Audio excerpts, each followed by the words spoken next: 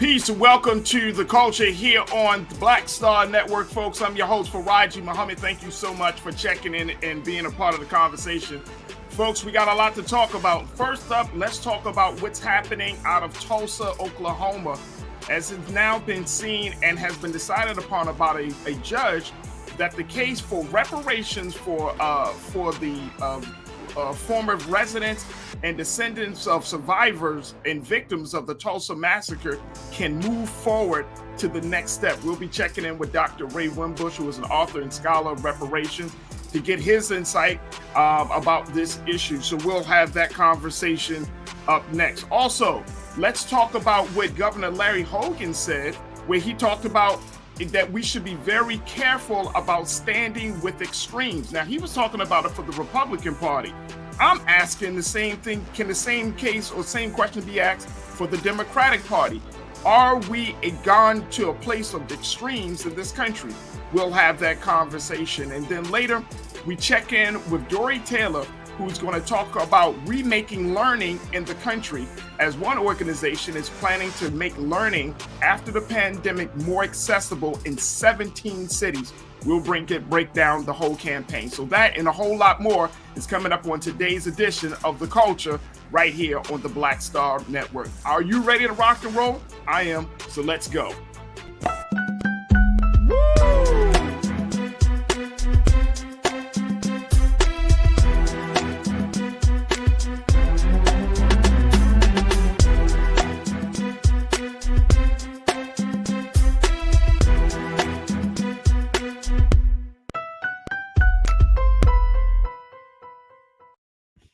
Folks, welcome to the show. I'm so happy and excited about some of the big conversations that we got lined up for you today, as we're going to jump into one of the big discussions around reparations. And this is coming out of Tulsa, Oklahoma, where there was a recent order about the Tulsa massacre, survivors and the victims of that massacre, and really what should be done? How should that situation be made accountable for those who are responsible?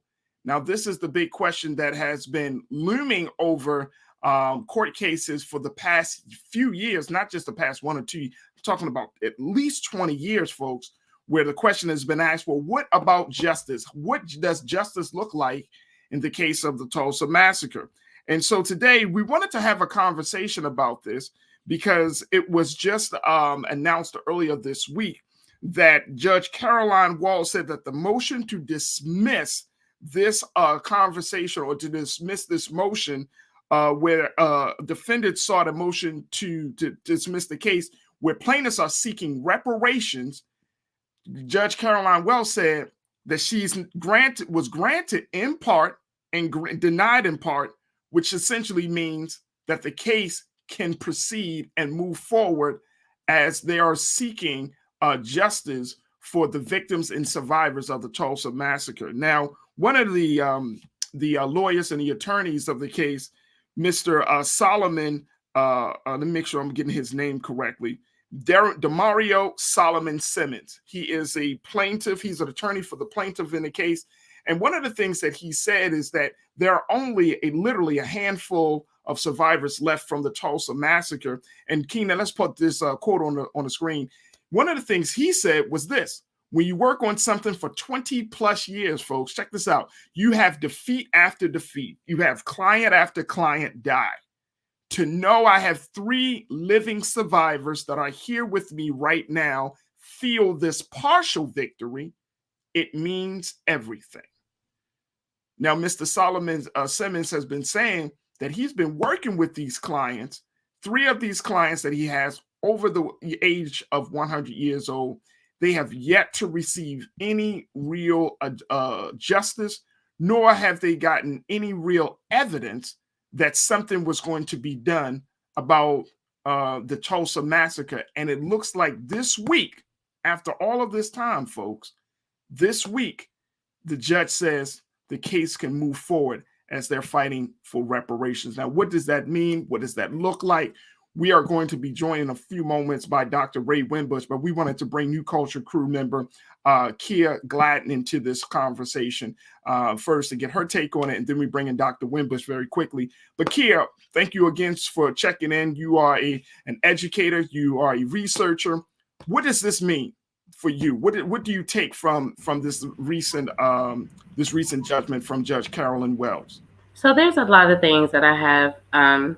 My One of my biggest things that actually scares me about this is, um, without even trying to be a conspiracy theorist, but I'm trying to figure out why it is that they've been starting this case for a number of years, but particularly back in 2000, in the year 2000, right?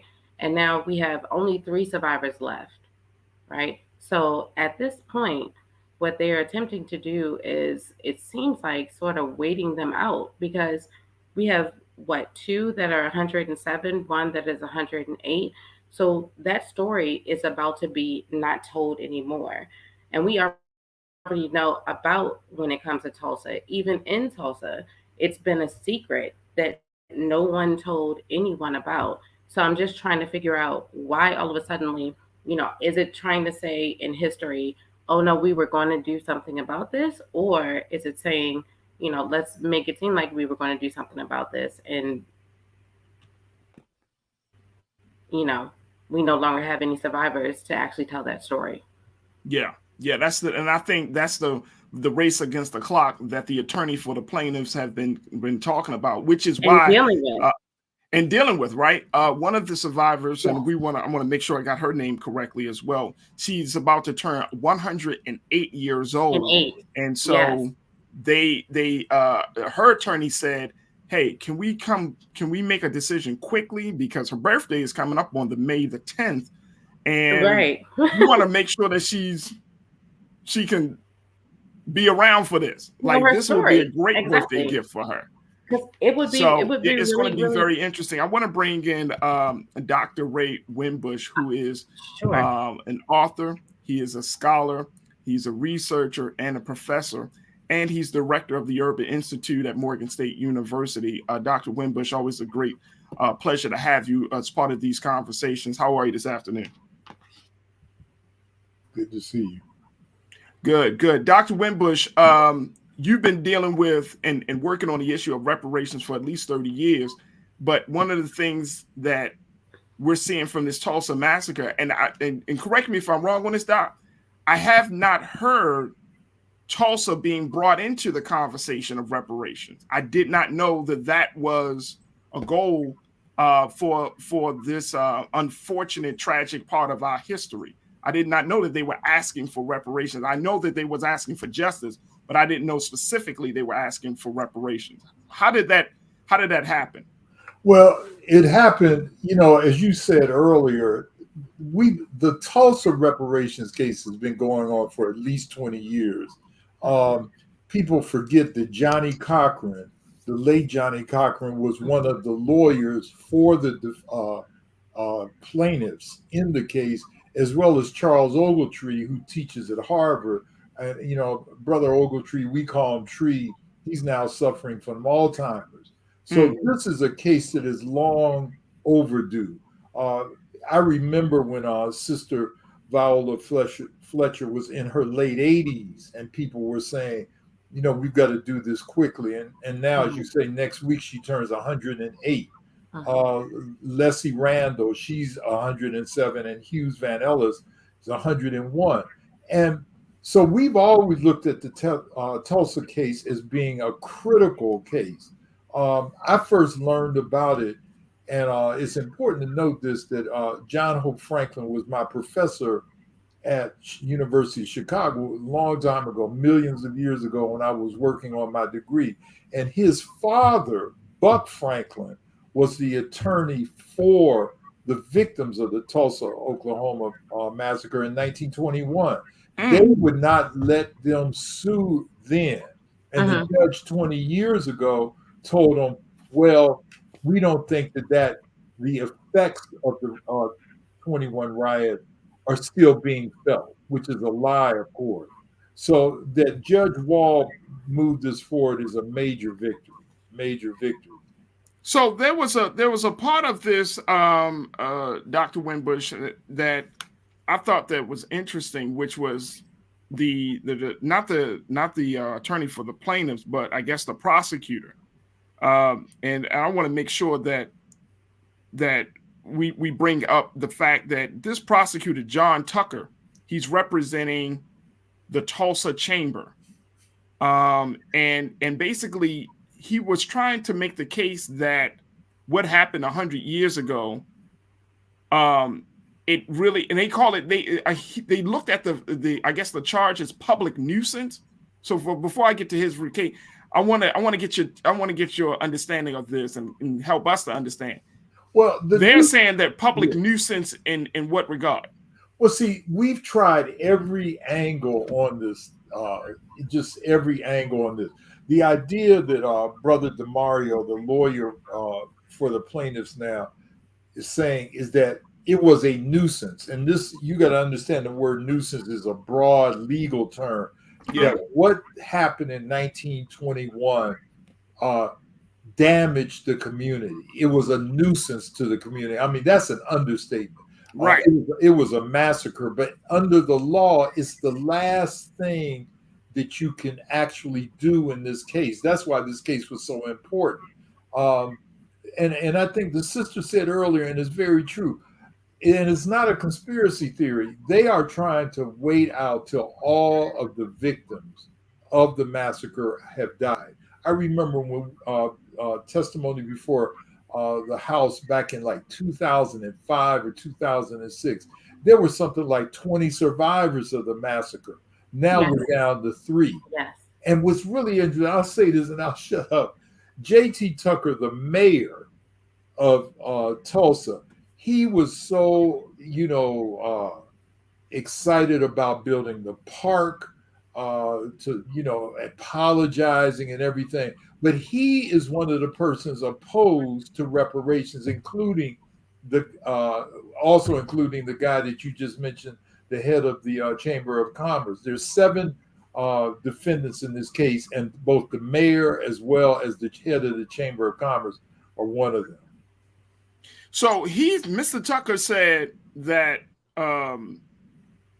that the massacre happened too long ago to warrant a charge of public nuisance, and that the courts need to really look at and evaluate how much of the law behind public nuisance would extend to cover a circumstance like this. So how do you think that would play out in the next step of this whole process, Doc? Well, I think they're going to be able to prove this. We really have confidence in this lawsuit. If you can imagine for a moment, there was a major uprising in Atlanta, Georgia in 1906. In fact, W.B. Du Bois was living there at that time. Now we see Atlanta, what do they call it? The Black Mecca. Film studios there, Black middle class, solidly, Black mayor, so forth. That would have been Tulsa had not the massacre occurred. Instead of us saying we're all going to go to Atlanta to live, we would have all been saying we're going to go to Tulsa to live. Facts.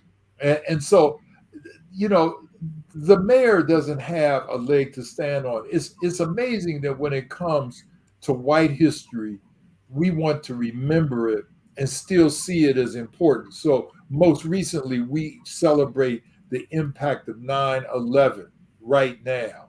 We always talk about remember the Alamo.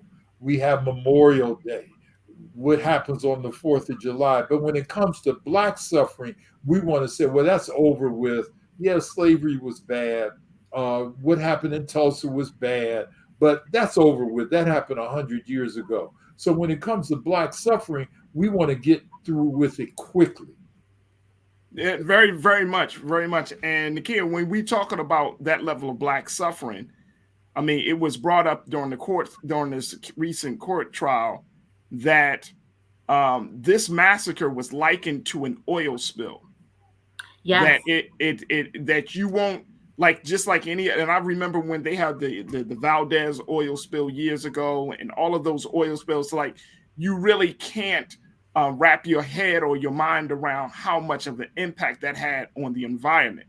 And that's the same way that folks presented what happened 100 years ago to the courts, that there are generations with an S that have been affected by this massacre that happened on May 31st through June the 1st. So do you think that's a strong defense?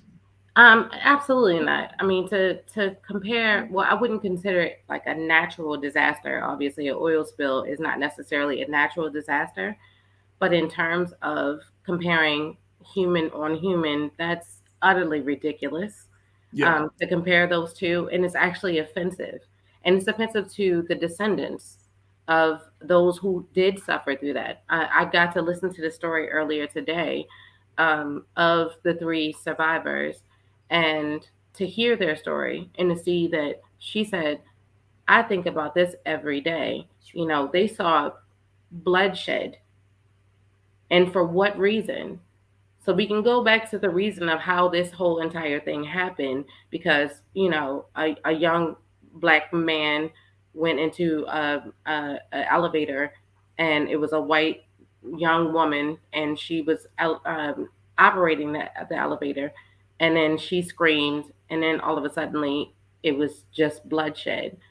So we can go back to the history of that, but the idea to equate those two is utterly ridiculous. Mm-hmm. But when it comes to reparations, and I read a quote earlier today where it says that reparations, if we were to replace the word, because it's much like welfare, because it's really easy to make it seem like, you know, welfare is bad because for some reason, quote unquote, it's associated with Black people, but then also with reparations. But it said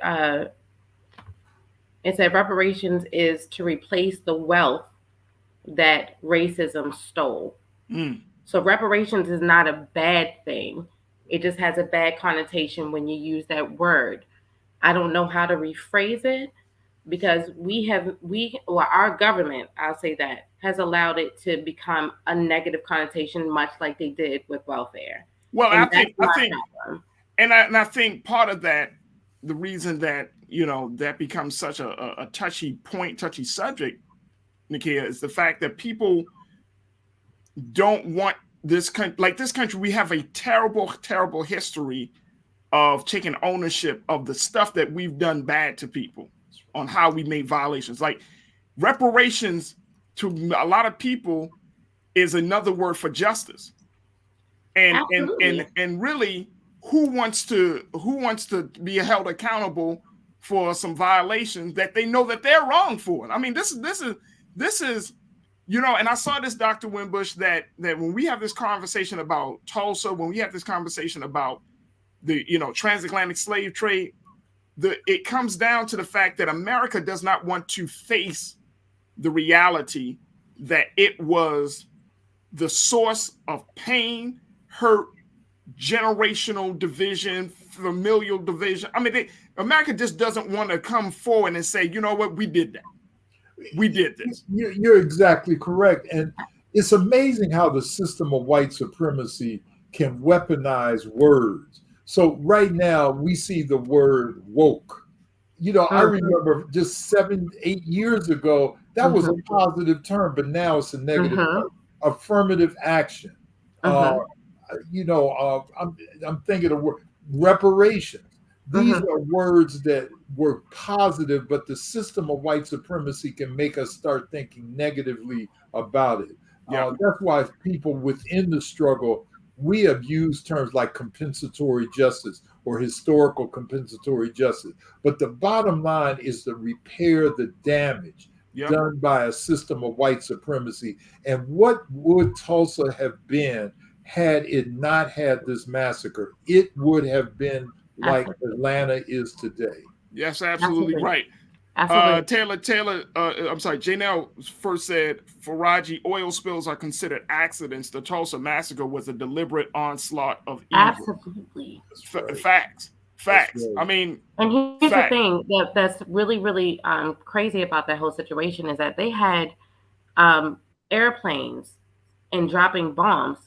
That doesn't sound like that's not an accident. it didn't sound like an accident at all.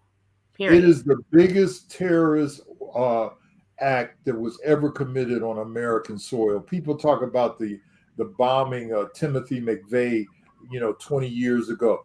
This was the single biggest terrorist act ever perpetrated against Americans by Americans in this country. Wow. And I think people need to hear it just as that, Doc.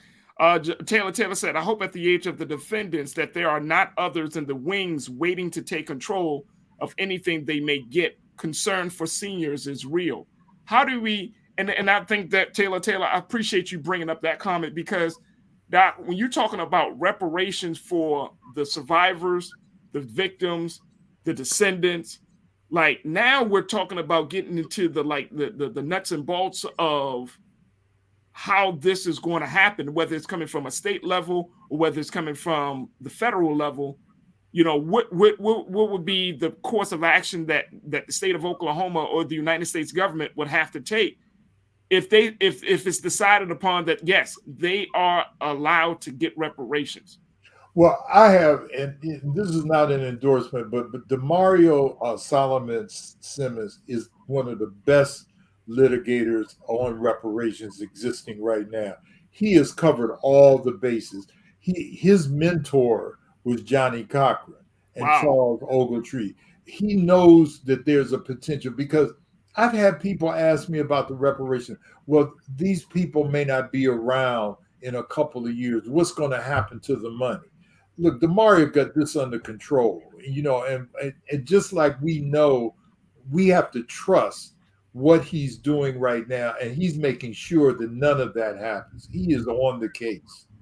And that's one of the big things that I think that people are looking at, Doc and Nikhil, because people are trying to figure out, okay, if this goes through, then this might set the precedent for other racial incidents that have occurred on American soil by white people, by other people against Black people.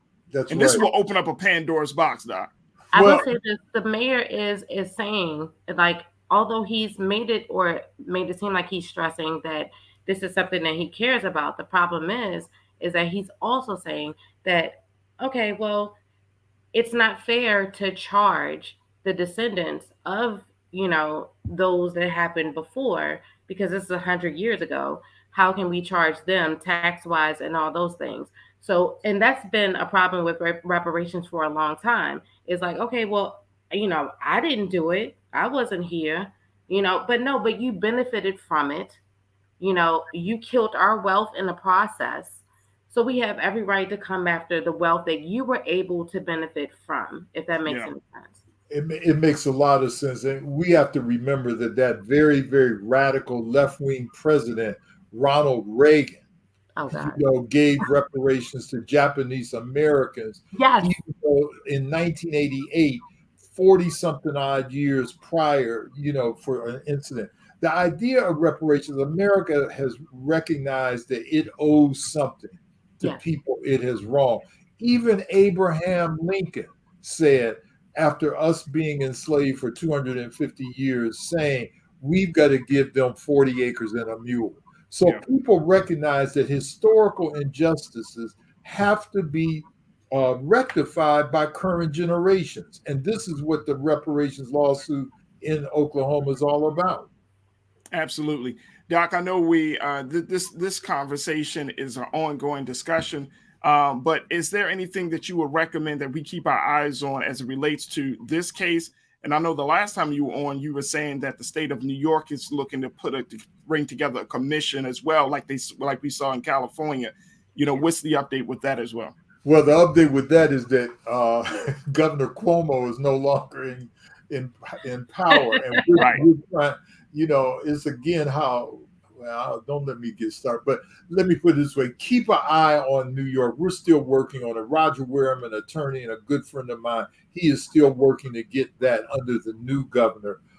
Definitely keep your eyes on the California lawsuit, which we lost a couple of weeks ago in terms of how they voted this whole lineage stuff, which is Right. more about ADOS. So I would say, and of course, the Tulsa case as well. Those are the three that I'm looking at right now. All right. Dr. Ray Winbush, who serves as the director of the Institute for Urban Research at Morgan State University. He's an author. He's a scholar. Doc, we always appreciate you coming on the show. Thank you so much for your time. Keep up the good work. You too. Nice meeting you. All right, folks, we got to take a quick pause. When we come back, let's talk about what Governor Larry Hogan had to say about extremes in the United States, and starting with his own party. And now I'm asking the question, well, what about Democrats? Are Democrats prone to fall into a place of extremities? We'll have that conversation with Culture Crew member Nakia Gladden. So stay with us. That is coming up in the second 30 of The Culture right here on the Black Star Network. We'll be right back.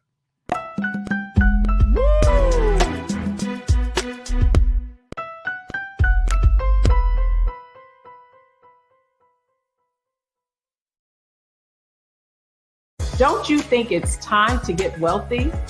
I'm Deborah Owens, America's Wealth Coach, and my new show on the Black Star Network focuses on the things your financial advisor or bank isn't telling you. So watch Get Wealthy on the Black Star Network.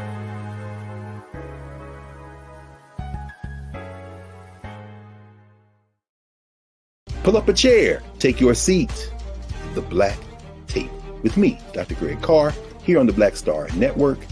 Every week, we'll take a deeper dive into the world we're living in. Join the conversation only on the Black Star Network.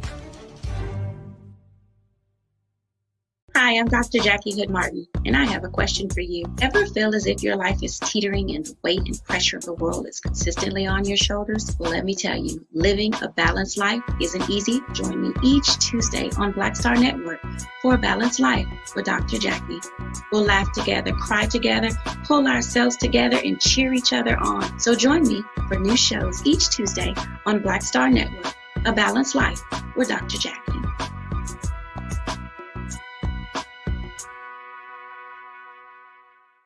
It's time to be smart.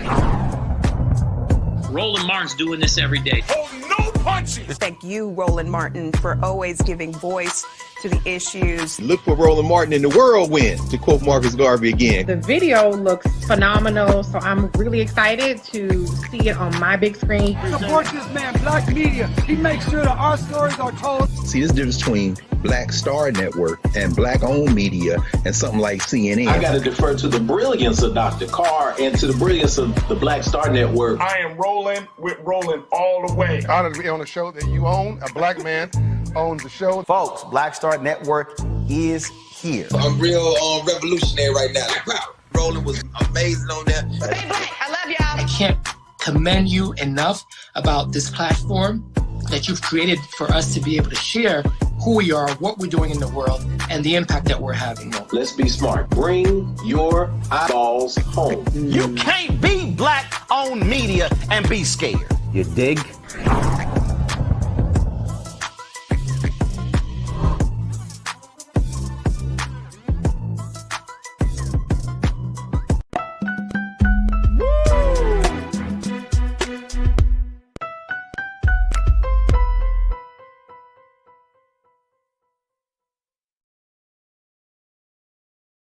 All right, folks, welcome back to the show.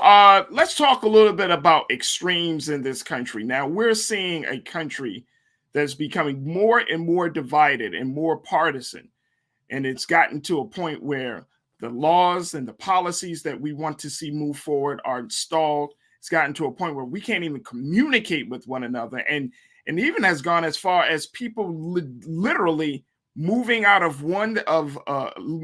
cities to live around people who are like-minded in their political views. That is actual fact, folks. So we are at that place. So today I wanted to have a conversation about when you go too far in your political views, being an extremist, quote unquote. Governor Larry Hogan, who is the Republican governor here for the state of Maryland, he urged the voters to stand up against the extremes. Let me share with you what Governor had to say. Check this out, folks. He said, and this is where he was talking about his own party, we need to stand against the extremes and for the majority of Americans. He said, we need a hopeful, positive vision for America and a message that appeals to a broader group of voters. A party that lost the popular vote in 7 out of the last 8 presidential elections and that couldn't even beat Joe Biden is desperately in need of a course correction.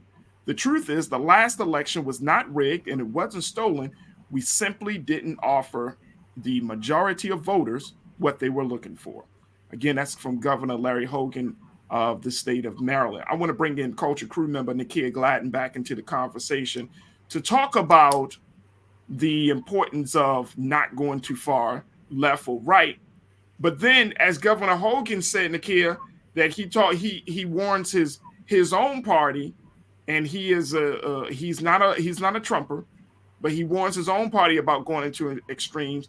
It made me ask the question: well, would that same idea apply to Democrats? Because now we're seeing Democrats are being far left. You know, what's your take on what the governor had to say about this? So it kind of harpens back to what we just talked about in terms of where you can take a word and make it or demonize it. I don't necessarily know what he means by extremes. I don't know. I know that, and I'm not going to say what party I subscribe to. I'm pretty sure it's, obvious. But the fact of the matter is that extreme, you don't see Democrats going out and, storming the Capitol. So to me, that's extreme. That's what extreme would mean to me. However, is it okay for us to have a point of view? Yes. Can we relay that point of view in a better way? Possibly, hopefully, if we have the policies that we are trying to, and we know or we believe that this would make America a greater or better place. Mm-hmm. And so if for me, it seems like, we've been beating a dead horse in some ways, right? The GOP has gone crazy. Let's just say it, right? I mean, let's keep it real. You have never, and people, it's sad. I'm gonna say it like this, Nakia. I'm sorry. It's sad when people are fantasizing and wishing upon a star that the GOP was like the old GOP, as if the old GOP really gave a damn about black and brown and the poor. Ever. Okay, so when you wish that they, like, man, I mean, I wish that the Republicans would like the ways they back in the 80s and the 90s. They were still a problem. The fact right that for black folks. I mean, let's keep it real. Like, you know what I mean? And that's facts. The fact of the matter is, so now we in this extreme place, and we're waiting.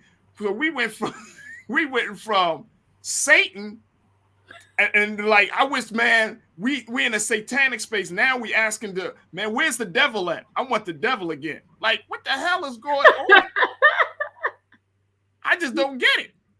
I don't get it. Now, on the flip side of that, right, we're seeing something happening with the Democratic Party. And the extreme is you want to have this quote unquote moral conscience all of a sudden at the most urgent time in our history. And that's what's really, really like frustrating to me, because what they're trying to make it seem like, it's like, okay, so we went crazy, but now y'all trying to be moral. And it's like, yeah, that's exactly what we're trying to be. We always have been, for the most part. We always have been. We care about people. And even though for some odd reason, and we know this from the TV shows that we watch, we know conflict makes more sense. Conflict is what attracts people the most. Does it make it right? No. But Democrats have always stuck on the, okay, healthcare for people, healthcare for all, excuse me, welfare when it's necessary, even Roe versus Wade. And we didn't even talk about that. And I wanted to see if you were going to touch on that. We had a whole hour yesterday. We talked a little bit about it. Oh, okay. Yeah. Because that's we had a whole hour yesterday. Yeah. All those things. I mean, the fact of the matter is that it's always been about people as opposed to, just about out for, rich white people.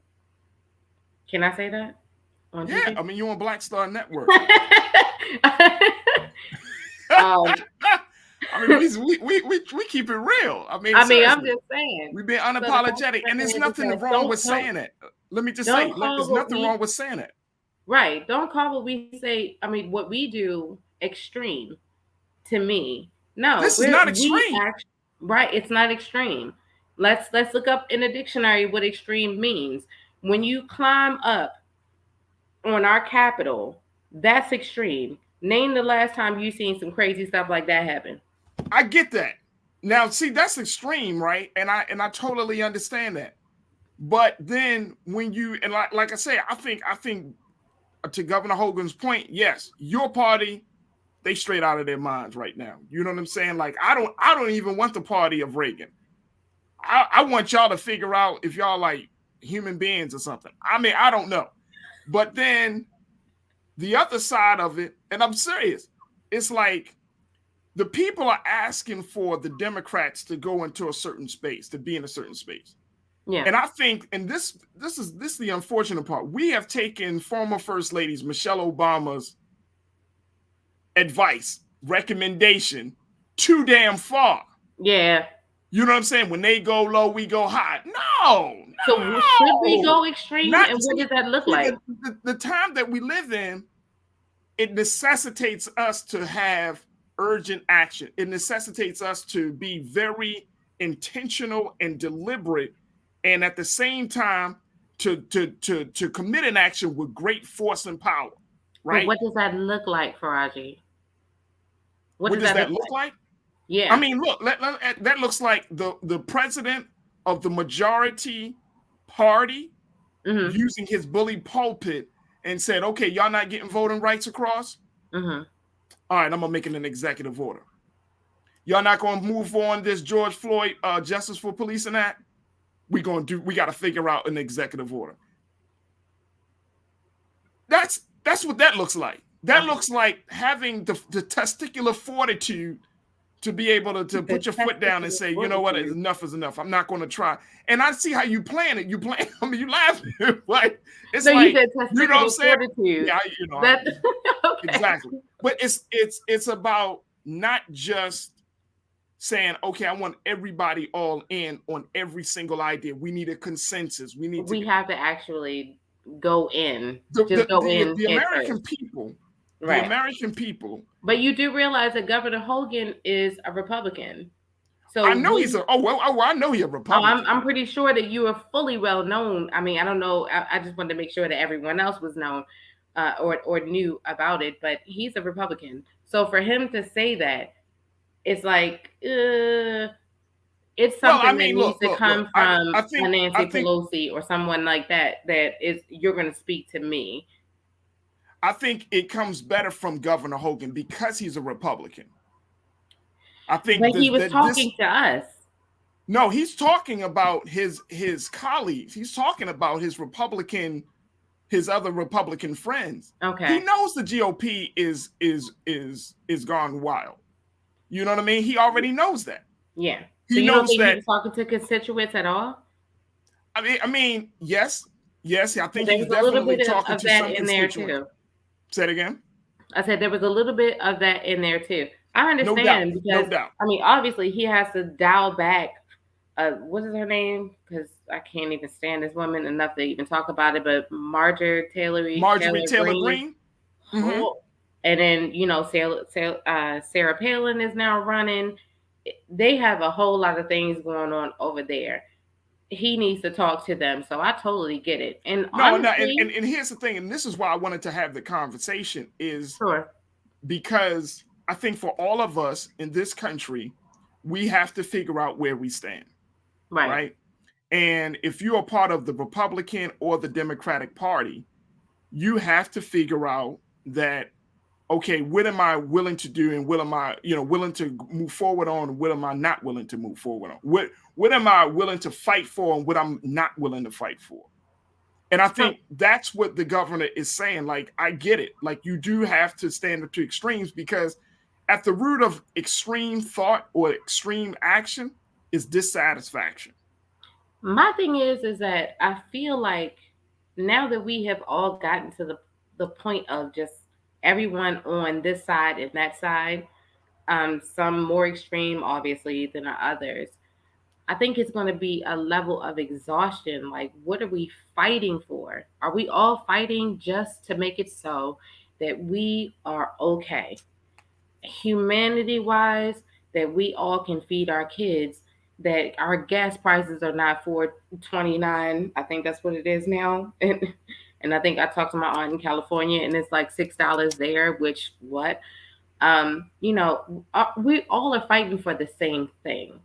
Are we? In terms of the extremes, I feel like the more extreme, eventually everyone is just going to get burnt out and frustrated and say, how do we fix this? Well, here's the thing.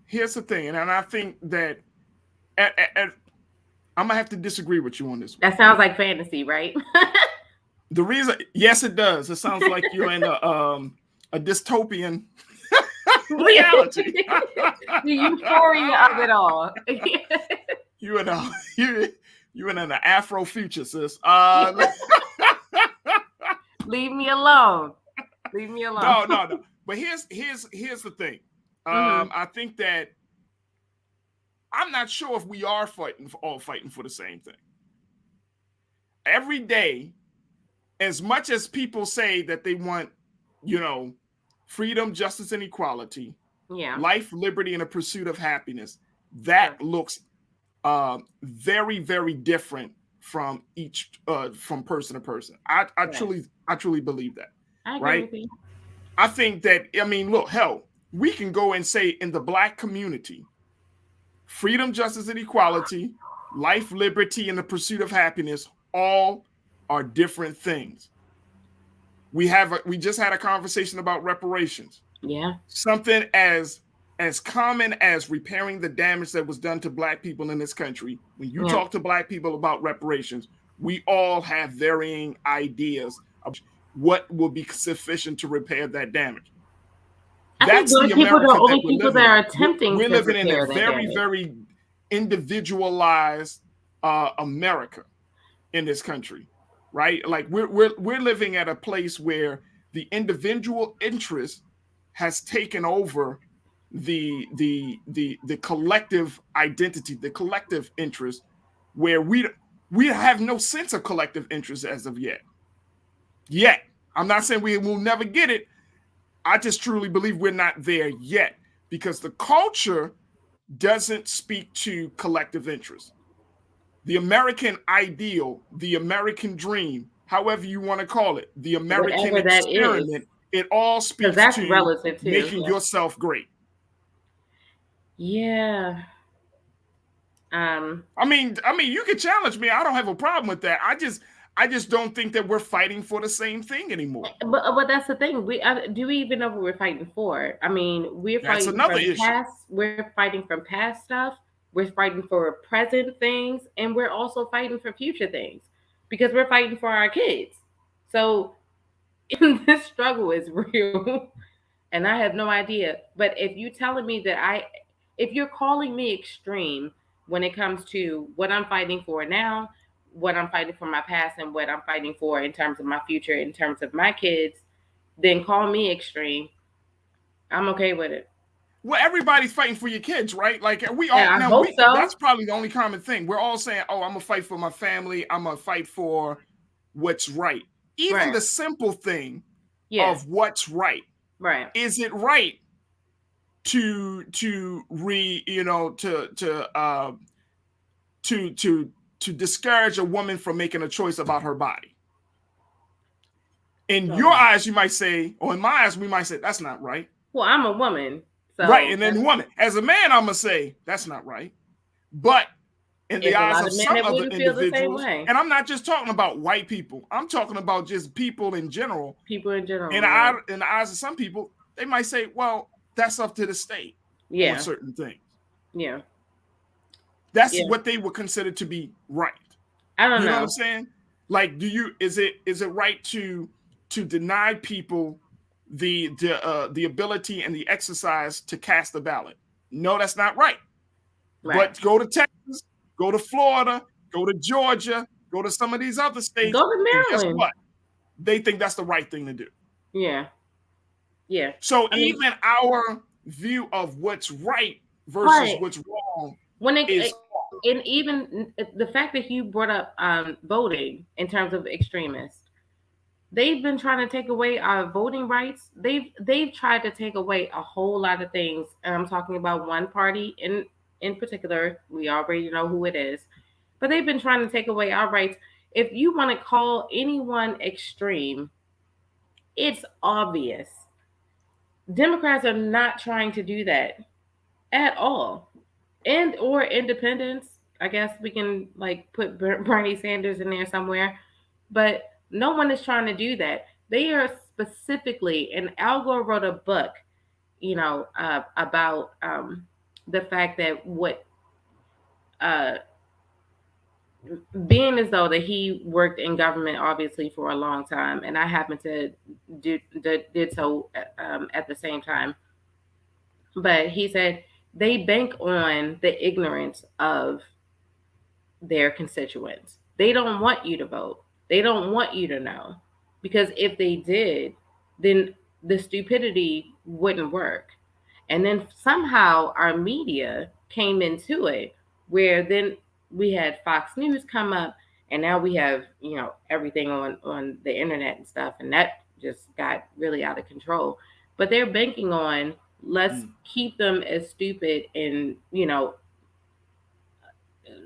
don't know what's going on as possible. And then they won't, because technically our Constitution says that we have a voice. So they say, let's take that voice away. Absolutely. Absolutely. Now, And here's they've another been doing point. it for a long time. I mean, they have been doing it for a long time. Let me share with you another thing that Governor Hogan mentioned. He said, quote, Joe Biden said he would govern from the center and unite the country, but instead he caters to the far left extremes of his party and flails from crisis to crisis, showing weakness to the world. That's what makes me really upset with the Democratic Party. I'm going to say this first before I comment on that, is that for some odd reason, we have to come out and say we are centrist.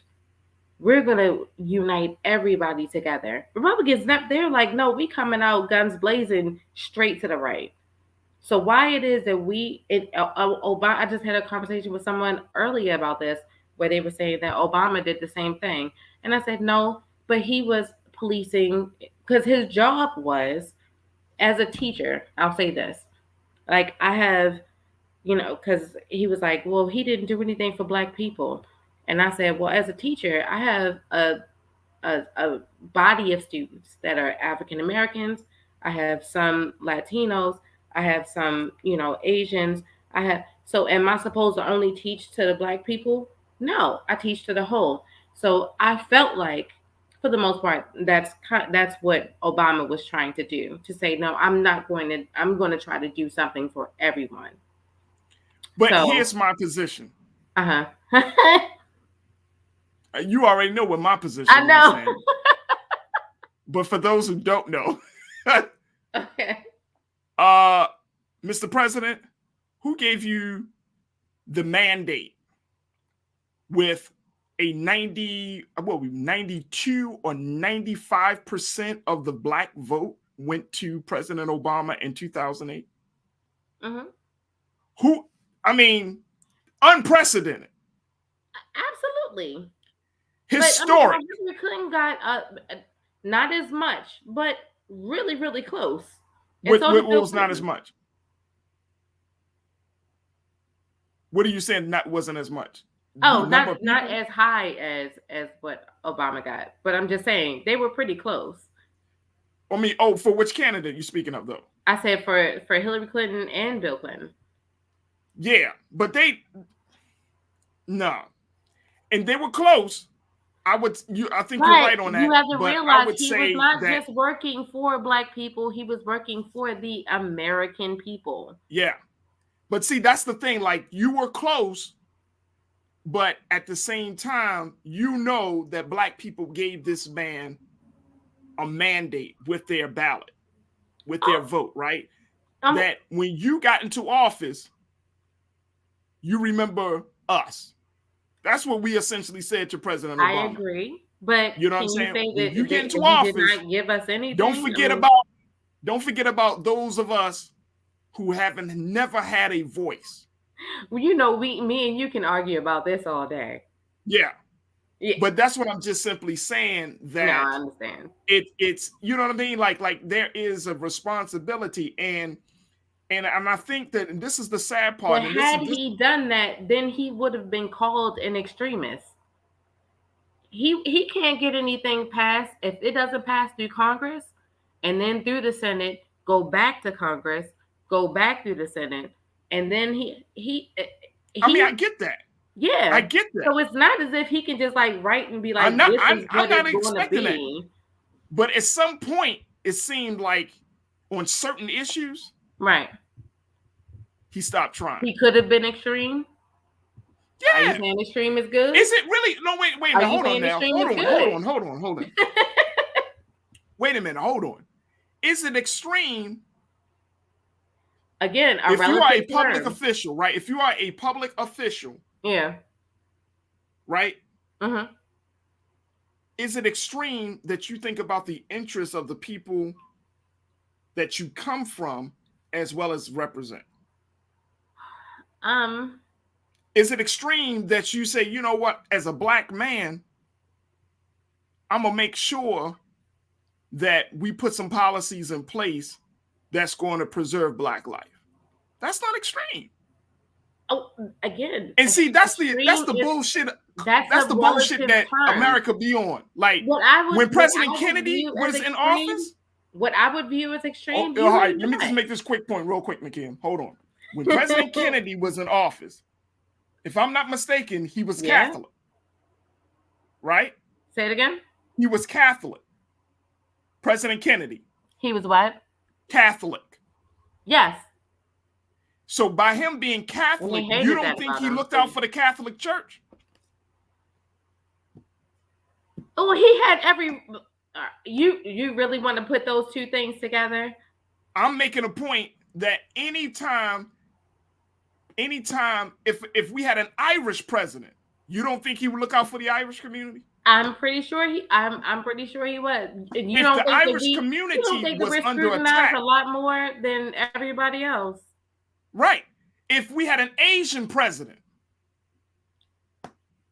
you don't think that if the recent attacks against that Asian president would not take a hard stand on protecting people of his community?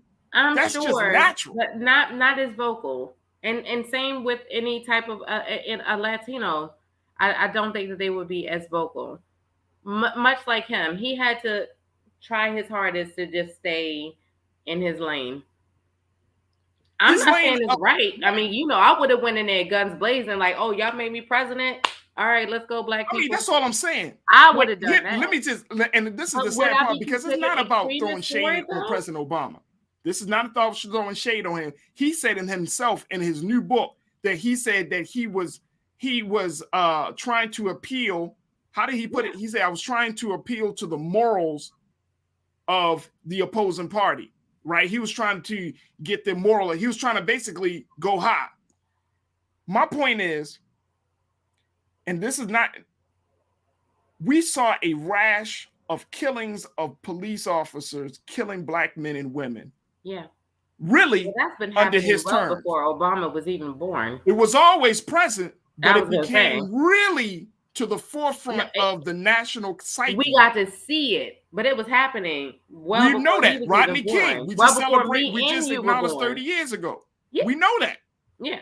But I'm saying, like with the situation around the police killings, that happened under Obama. The ones that were seen, I will say the ones that were seen. Trayvon Martin, 2012, right? Yeah. And what did he do? He came out immediately with a hoodie on and was like, "This is not right." You think that Trump would have did that? That's not enough. What did you want him to do? Go in and shoot the what did you want? What was he supposed to do? Man, use that bully pulpit. We should have had a Justice for Policing Act back in 2012. I believe they tried to do a reform I know he sent Attorney General Eric Holder out to the various police departments across the country. He did that. But I'm saying taking a hard stance, not just an emotional or moral stance. I'm talking about a hard stance. And I mean, come on, man. You got little black boys and girls being shot down in the street by police happening so often, right? People are getting upset. People are protesting. People are marching. And you mean to say that you not just, and I know the position that he was in, but I'm just saying that was part of the reason why. Let's bring it back to an end because I told you I have to go pick up my little bit. I got you. What I'm saying is that would you consider him? I appreciate you. Would you consider him an extremist had he done that? No, I wouldn't either. So that's why I said extreme. Saying someone is an extremist is a relative term.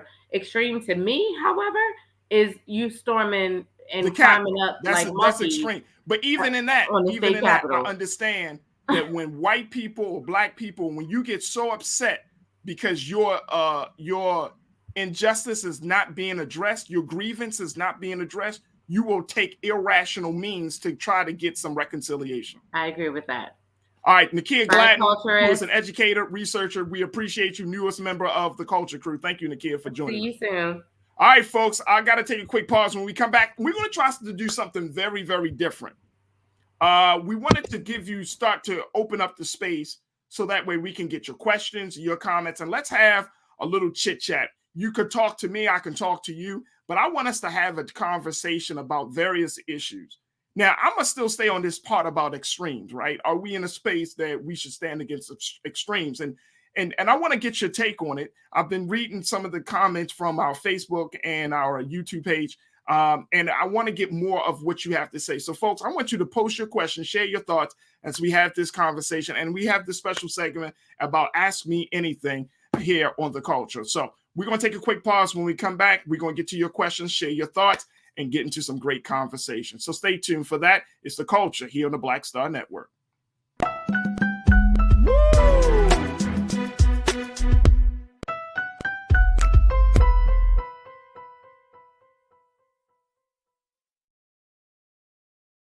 Don't you think it's time to get wealthy?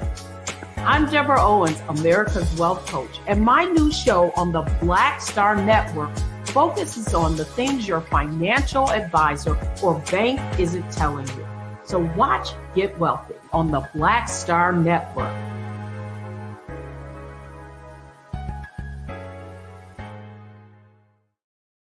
Hi, I'm Dr. Jackie Hood Martin, and I have a question for you. Ever feel as if your life is teetering and the weight and pressure of the world is consistently on your shoulders? Well, let me tell you, living a balanced life isn't easy. Join me each Tuesday on Black Star Network for a Balanced Life with Dr. Jackie. We'll laugh together, cry together, pull ourselves together, and cheer each other on. So join me for new shows each Tuesday on Black Star Network, A Balanced Life with Dr. Jackie.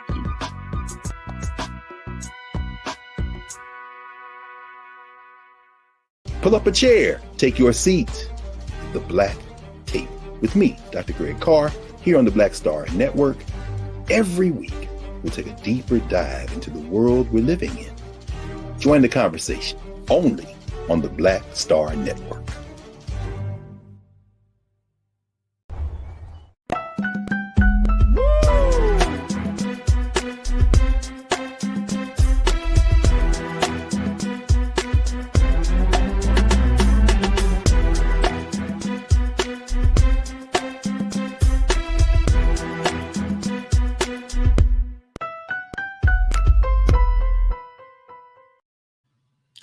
Folks, welcome back to the second hour of The Culture here on the Black Star Network. Folks, we're going to do something a little different.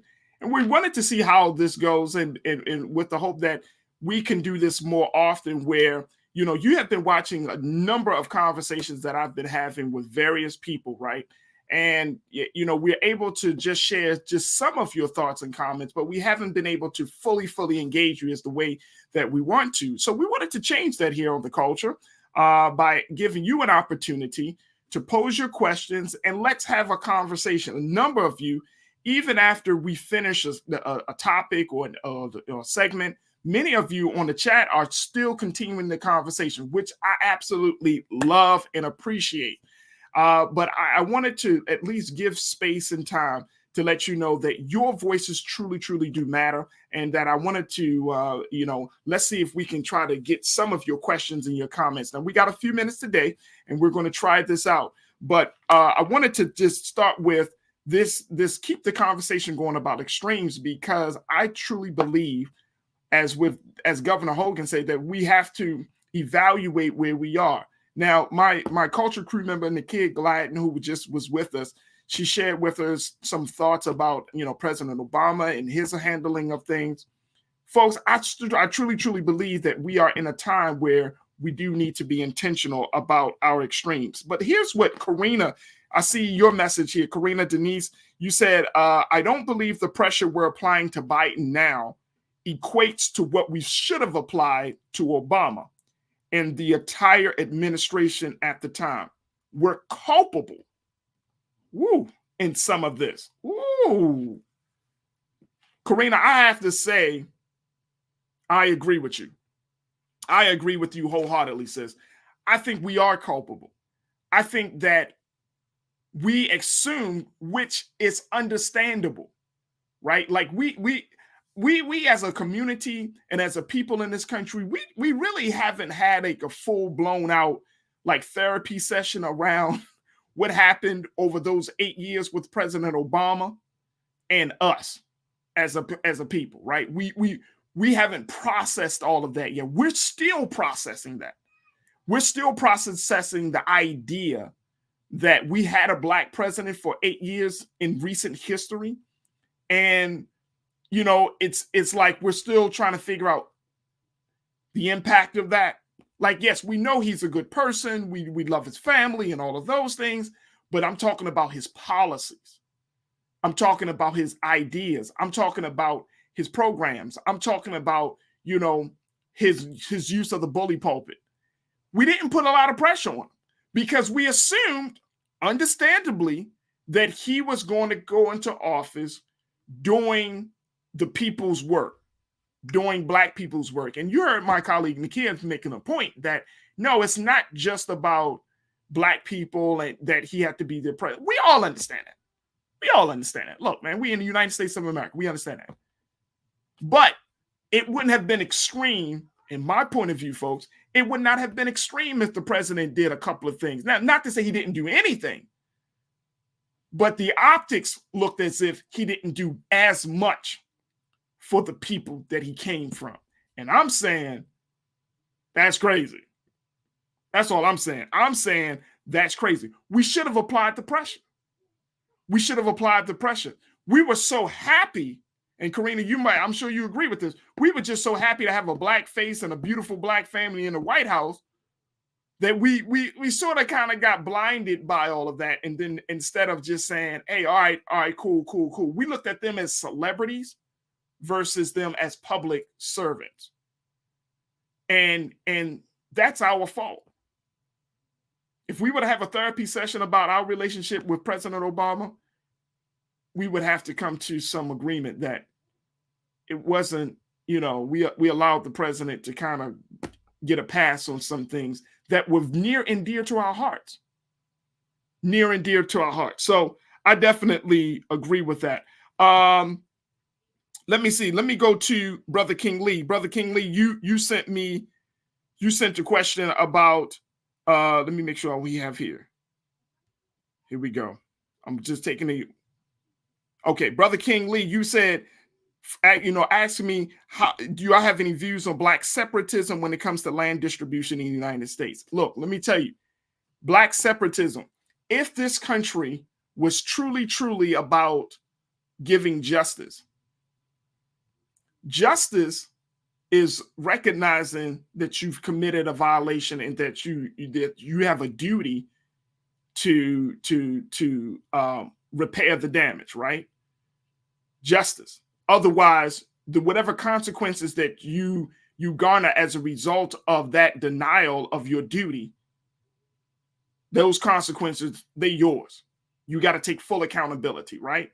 So it's about fair dealing. If this country wanted to treat us fairly, deal with us fairly, then the idea of 40 acres and a mule, I don't need an apology as much as you giving me something that is going to improve the quality of my life. If we had actually gotten 40 acres and a mule, the conversation of reparations would not be happening. Because I'm sure some of you are landowners. Y'all know how big an acre of land is. Just one or two or three of 40 acres. And you have a mule, which is used to help to till and cultivate the land. And we have received that during a time where our people were in tune with the land, like we were building on land. We didn't see land ownership as a burden. Do you know how much wealth that is to get fertile land? Oh my goodness.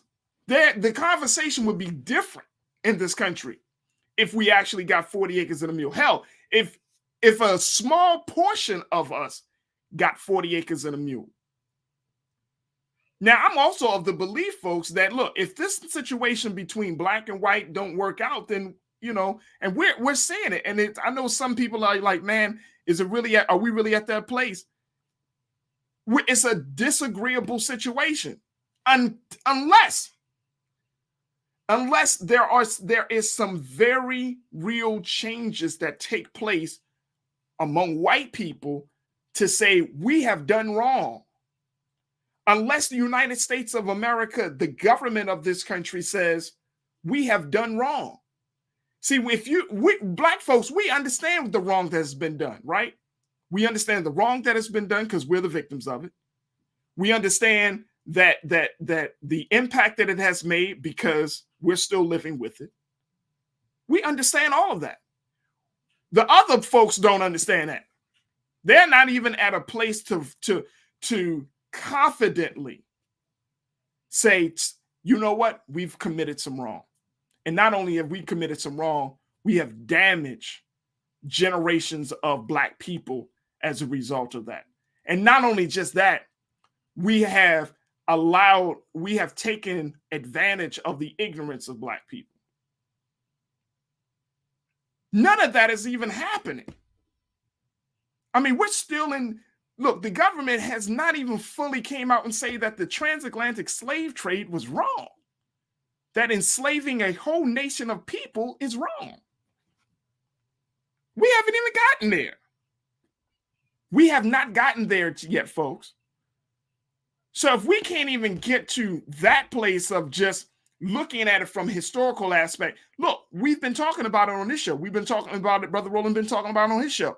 Dr. Carr been talking about it on the Black Table. You can't even have a conversation about history, real history in the schools in some of these states. They're just in such a state of denial. We don't want to talk about it. We don't need to address it. We don't need to deal with it. So what is the last alternative if we can't live in peace?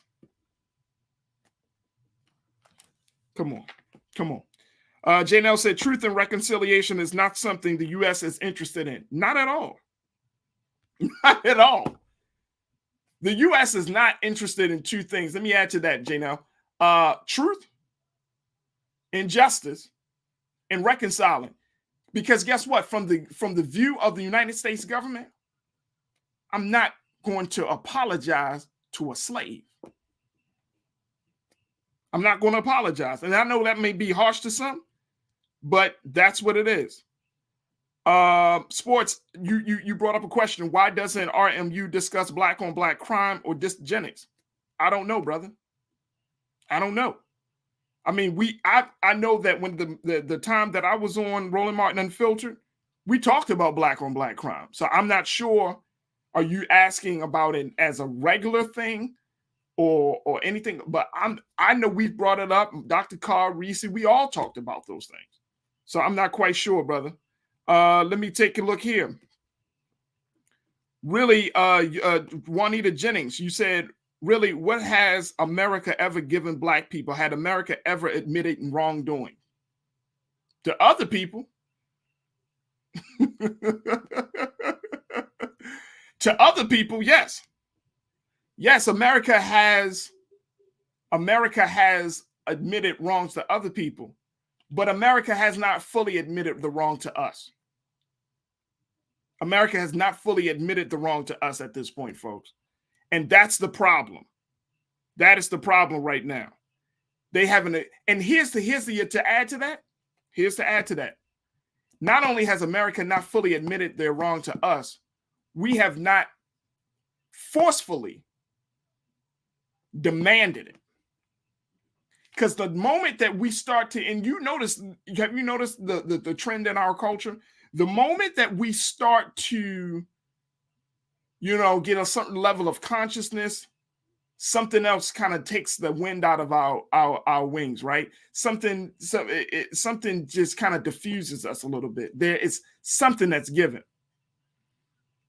Let's look at what just happened recently with 2020, with all of the racial protests that happened as a result of the killing of George Floyd and so many others of our brothers and sisters.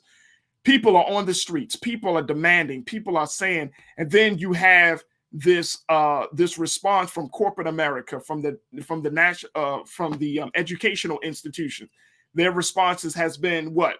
Oh, we'll put some money towards racial justice. We'll put some money towards social justice. The NFL, the NBA, the MLB, and all of these places. We'll do little of this and we'll do little of that. Did that change the full dynamic? At the time, it sounded all well and good. People were like, victory, victory. Oh my gosh. You got the NFL admitting that they were wrong. You heard the commissioner. Oh man, maybe, Captain was on or something. I wasn't in that mindset. Victory. So at the time, we thought it was victory. 2 years later, look at all of these companies.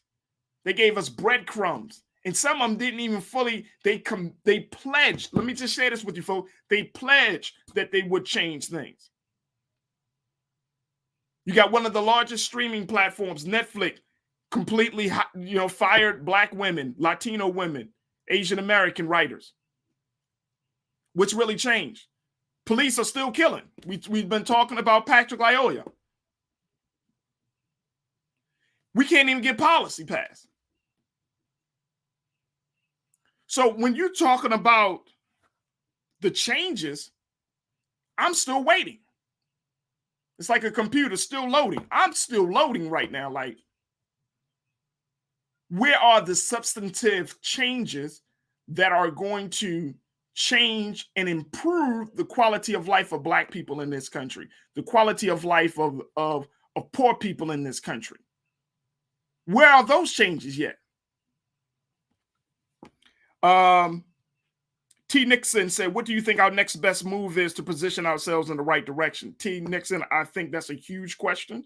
It depends on which space that we're in, whether we're talking about politics, whether we're talking about education, whether we're talking about healthcare, arts and culture. That's a big question.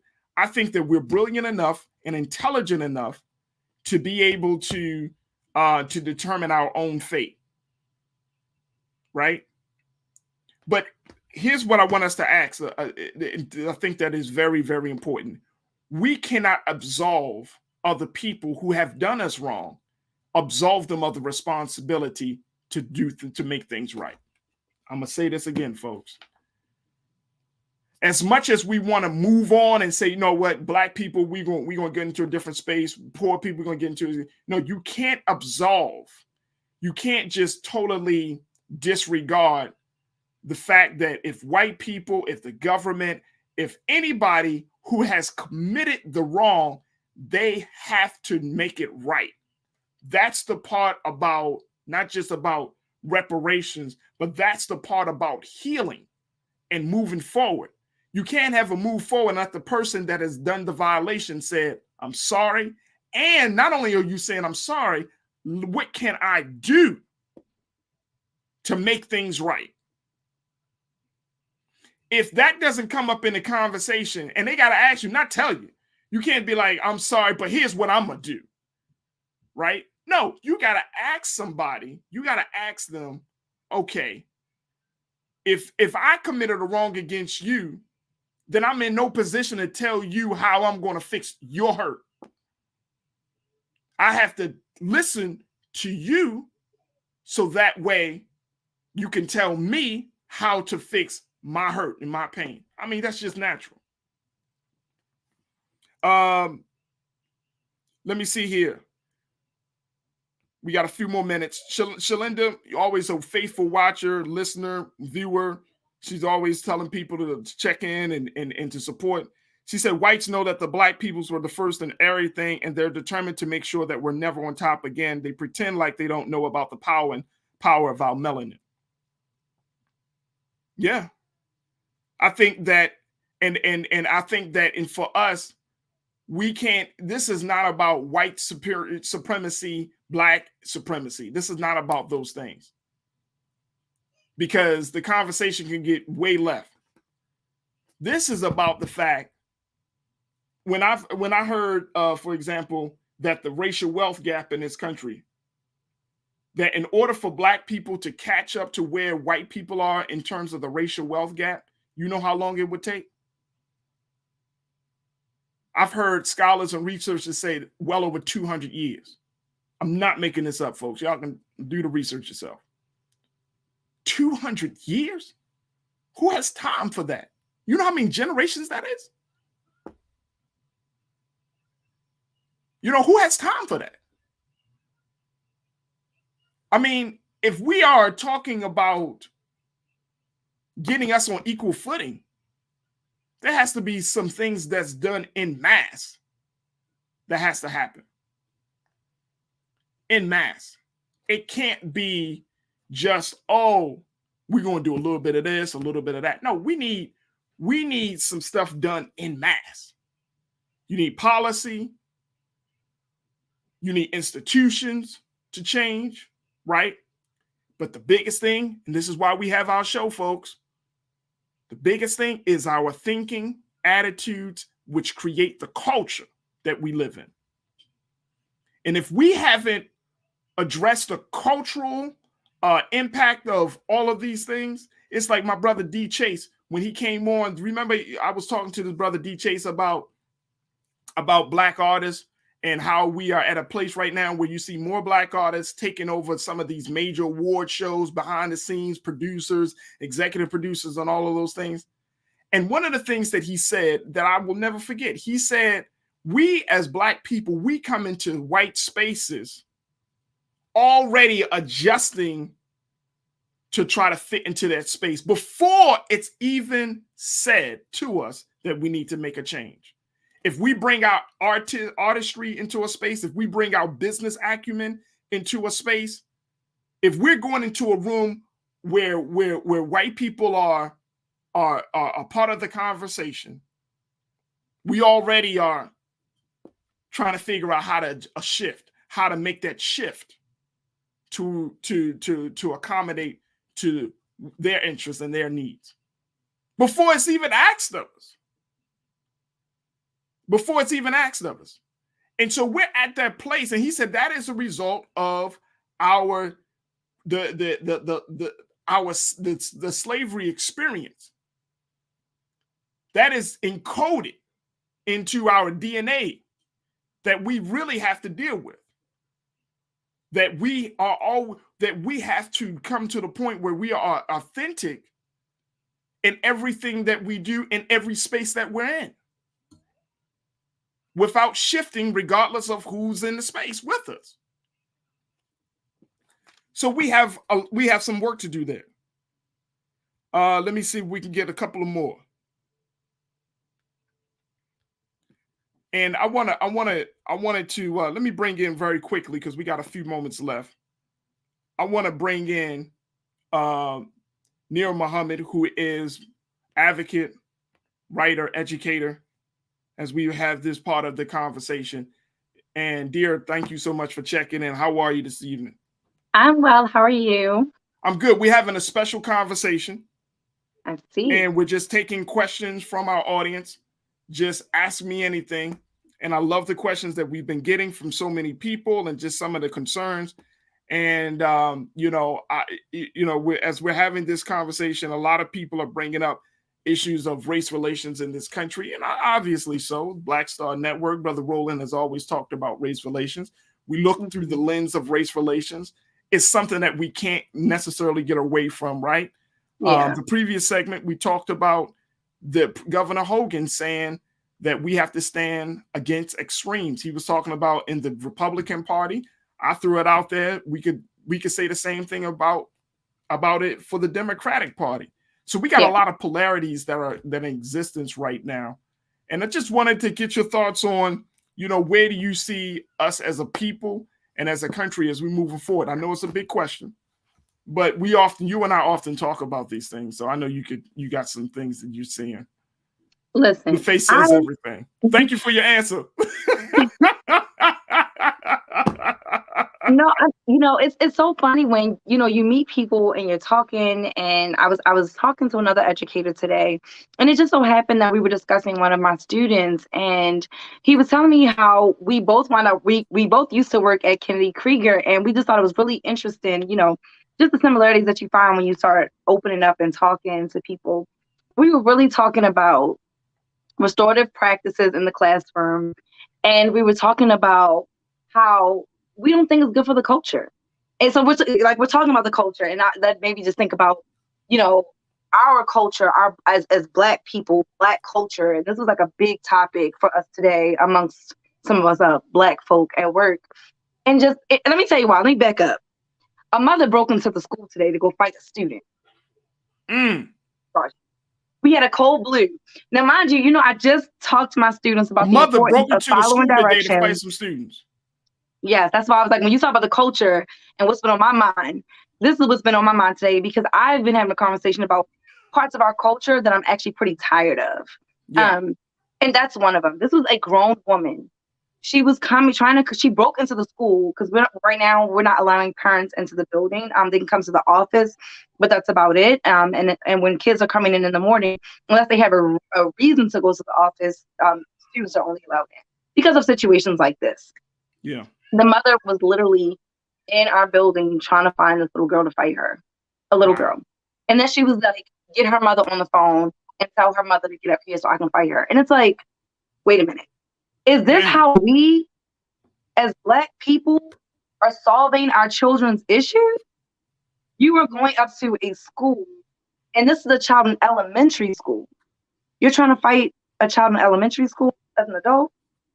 So, my view of the culture right now is that we need some shifting. We need some healing. Yeah. We need to do some shifting of our mindset and just really get back to even being a community, being able to have dialogue with each other without everything turning into violence. And as an educator, it's just so frustrating because I'm dealing with all these things with children. But then when you see parents come to the school and behave that way, you see where they're getting this behavior from, why they act the way they do, why they talk the way they do. So I just want us to take a moment to be realistic, honest with ourselves about areas and spaces within our own culture that we need to change. And we need to change that fast. Because being an adult and coming up to an elementary school and trying to fight a child, and this is not an isolated incident. Yeah. This is happening all over the country. Well, within the Black community. Yeah. And we really got to do better. It's an ongoing thing. We're going to take a quick pause. It's an ongoing thing. And if people really understood the dynamics and some of the challenges that you face as an educator each and every day, from the children to adults, right? And the system, quote on, we're going to just lump everything under the system. If people really understood that, then it's a reason why we need to appreciate teachers this week. Yes, it is Teacher Appreciation Week. You're right. It is. Right. That's why we got to appreciate teachers, man. Because y'all go through hell. Y'all catching hell. And we're always blamed for everything. Always blamed. And look, you would be proud of me because, when we started off on Monday, we talked about Teacher Appreciation Week. I was like, don't offer no teacher no damn free cup of coffee, a free meal. Oh, here's a bonus for being thank you. Pay them. Pay them. So you do. Okay. The funny thing about that is, like, yesterday they had like coffee and like egg sandwiches. I know schools across the country. For teachers. Pay them. And then they fed us today. They had a catered meal for us, and I could not eat anything because of my celiac disease, and so we're still not thinking about vegans or people with celiac. So we got a long way to go, but no, it is what everybody's it still is. thinking this is 1985. Everyone eats the same thing. Everybody Come on, eats get the this same jerk thing. chicken, Nobody's fried different fish, diets. mac and cheese. I was like, is there anything gluten free? They're like the kale salad. I was like, the kale salad. Okay, I'm gonna take that. You want me to wait my whole day for a damn kale salad? All right. I did. Hey, look, we don't go away. Obviously, up next. We're going to talk about. We're going to have a conversation about education in this country. We're going to have a very special guest, Dory Taylor from Remake Learning Days Across America, where they are doing some special post-pandemic learning experiences in 17 regions across this country. We're going to have a conversation with Ms. Taylor about that. We'll continue the conversation with Nira Muhammad, and of course, continue to take your questions from you. Folks, stay with us. We got a lot to get to in the final 30 of the culture right here on the Black Star Network. We'll be right back.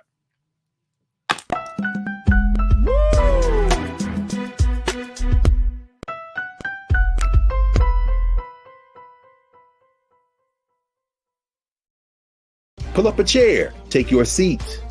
The Black Tape with me, Dr. Greg Carr, here on the Black Star Network.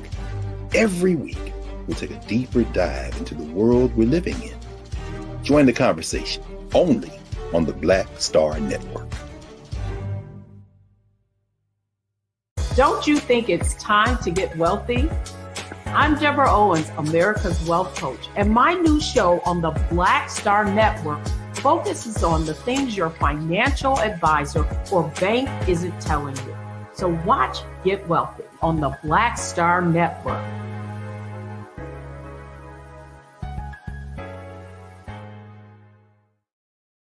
Hi, I'm Dr. Jackie Hood Martin, and I have a question for you. Ever feel as if your life is teetering and the weight and pressure of the world is consistently on your shoulders? Well, let me tell you, living a balanced life isn't easy. Join me each Tuesday on Black Star Network for A Balanced Life with Dr. Jackie. We'll laugh together, cry together, pull ourselves together, and cheer each other on. So join me for new shows each Tuesday on Black Star Network, A Balanced Life with Dr. Jackie.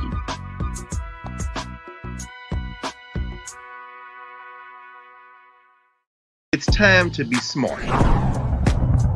Roland Martin's doing this every day. Oh, no punches! Thank you, Roland Martin, for always giving voice to the issues. Look for Roland Martin in the whirlwind, to quote Marcus Garvey again. The video looks phenomenal, so I'm really excited to see it on my big screen. Support this man, Black Media. He makes sure that our stories are told. See, this difference between Black Star Network and Black-owned media and something like CNN. I got to defer to the brilliance of Dr. Carr and to the brilliance of the Black Star Network. I am rolling with Roland all the way. Honored to be on a show that you own. A black man owns the show. Folks, Black Star Network is here. I'm real revolutionary right now. Roland was amazing on that. Stay black. I love y'all. I can't commend you enough about this platform that you've created for us to be able to share who we are, what we're doing in the world, and the impact that we're having. Let's be smart. Bring your eyeballs home. You can't be Black-owned media and be scared. You dig?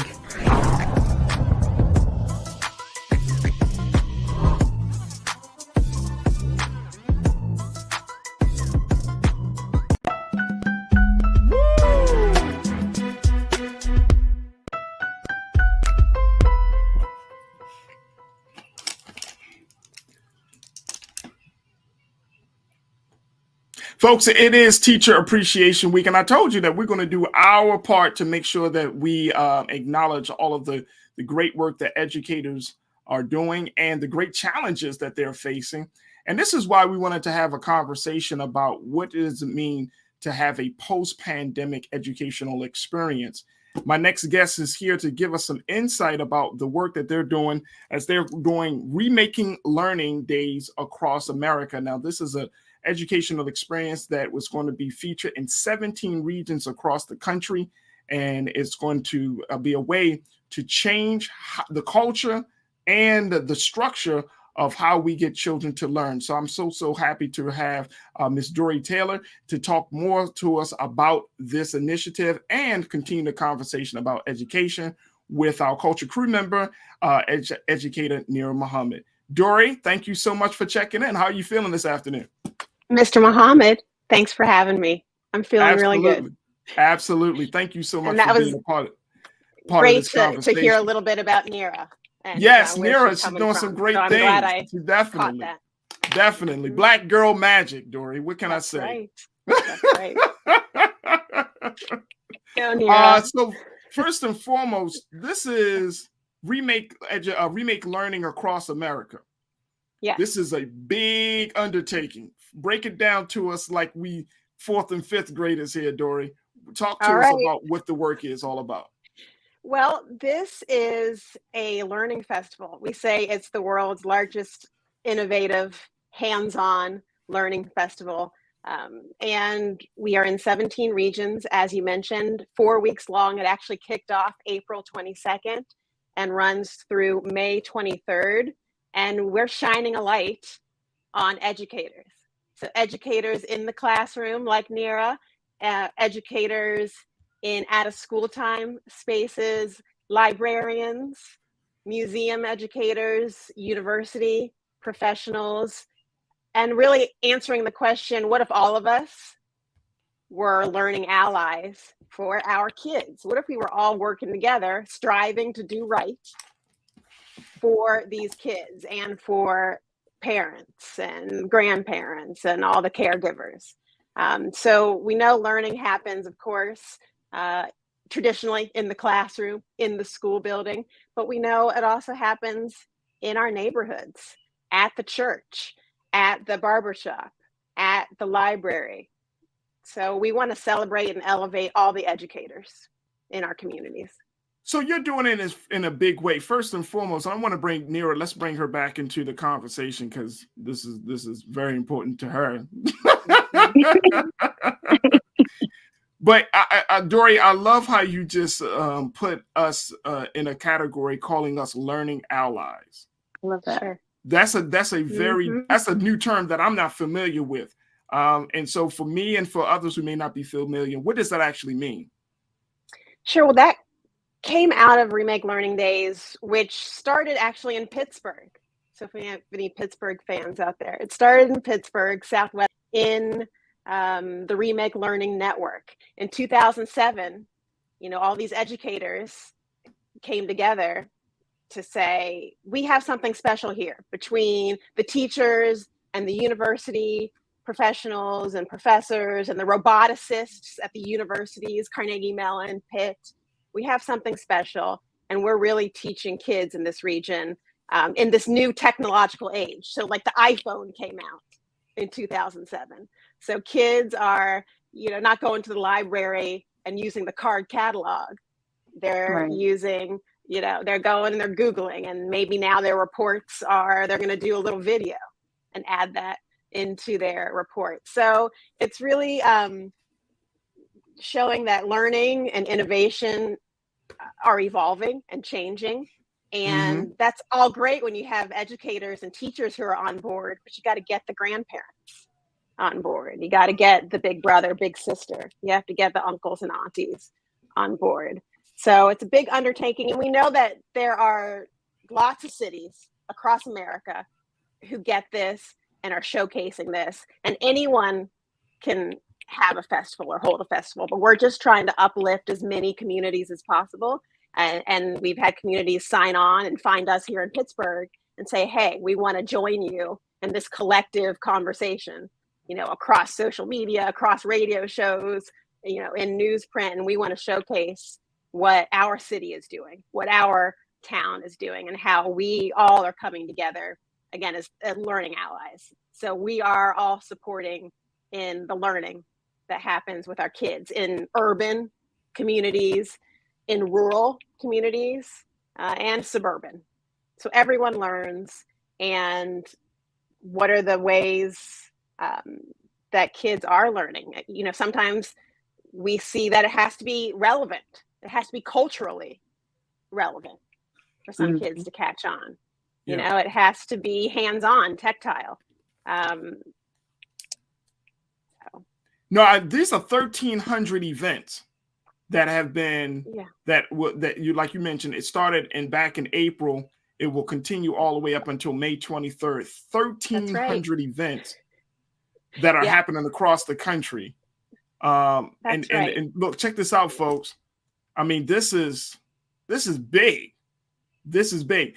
Dory, and then I'm gonna let Nira do the talking because I know she got a lot to say on this topic. But Dory, you know, what is the stance of remaking learning? Is it that children are coming into the classroom, coming into the educational space, having various needs, and then that we need to be more cognizant of their needs? I mean, you talked about innovation. What is the biggest innovative element of this program? Well, I mean, we're seeing, you know, we open this up to what we call event hosts. So anyone can open their doors to youth and families to come in and take a look at how they're educating youth. It's a good opportunity for schools to say, okay, this is what we've been doing since August or September. You know, we're doing our STREAM or STEAM or science or arts or maker night for families. So come as a parent. You don't need to break into the school. Come to the school. Come on now. And we're going to show you what we've been doing with your child over the last 9 months. We, you know, feature arts, maker, outdoor learning, science, technology, youth voice, and some career ready events. And it's from pre-K through 12th grade. So we're really trying to showcase all types of learning, hoping that something is going to, you know, reach a kid and they're going to find their passion because they were able to code a robot, you know, with grandma. We're going to grandma coding robots. Yeah, exactly. The Come on, grandma. And we had, well, you know, grandma's like 50 years old these days, so. You got that. You got that. Great grandma 60. Stop it. Time out. You want a time out? I'm sorry, Dory. No, I was going to let me throw in some research. We had the Global Family Research Project take a look at Remake Learning Days over the years. Again, from the inception in Pittsburgh in 2016 as a festival to now across America.